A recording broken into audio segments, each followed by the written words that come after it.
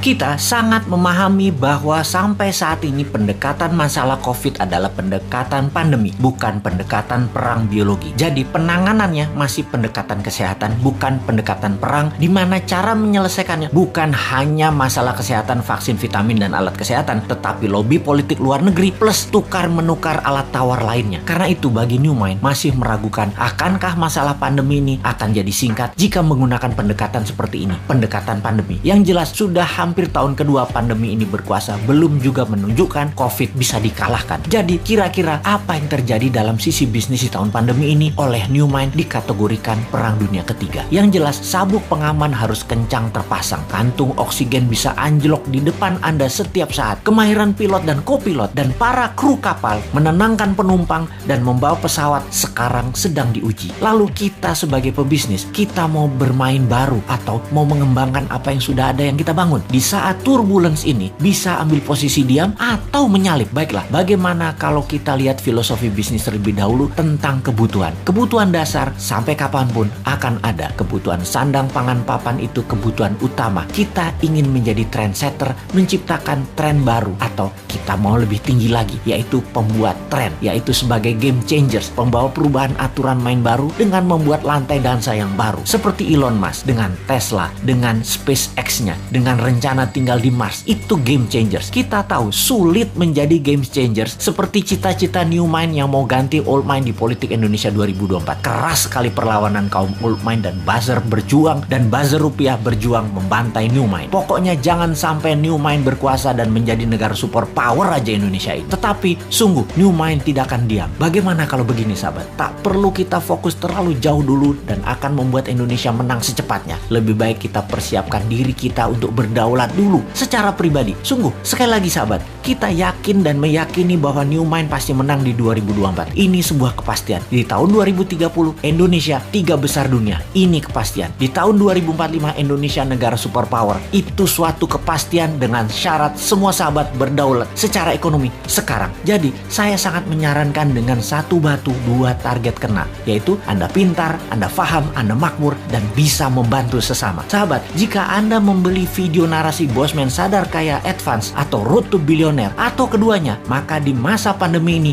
Anda bisa belajar merubah mindset dan memiliki bekal ilmu baru untuk sarana sukses Anda. Dan tak kalah penting, keuntungan penjualannya adalah untuk rumah yatim Indonesia yang di masa pandemi ini berat perjuangannya kalau sendirian. Sahabat, terima kasih atas keputusan Anda untuk belajar, membeli, dan membantu sesama. Salam hormat dari kami.